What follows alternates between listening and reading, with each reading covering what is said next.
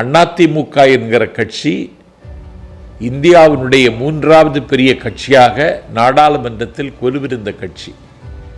அதிமுக என்கிற கட்சி மாநில உரிமையை விட்டு கொடுக்காமல், சமரசம் செய்து கொள்ளாமல் நிலைத்து நின்ற கட்சி அதிமுக என்கிற கட்சி.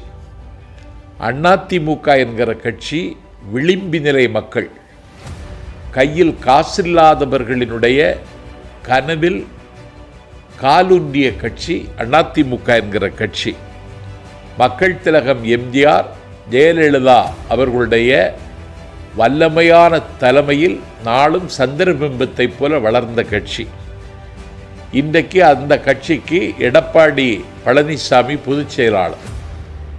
எடப்பாடி பழனிசாமி அந்த கட்சிக்கு பொதுச் செயலாளர் பொறுப்பை ஏற்றதற்கு பிறகு அதிகாரத்தில் இருந்த நிலையில் கூட எந்த இடத்திலும் அவர்கள் வெற்றி பெற முடியவில்லை.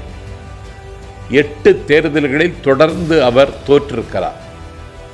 அதிமுக என்கிற கட்சியை காப்பாற்றக்கூடிய வல்லமை என்பதை விட வியூகமோ திட்டமோ எடப்பாடி பழனிசாமி இடத்தில் இல்லை.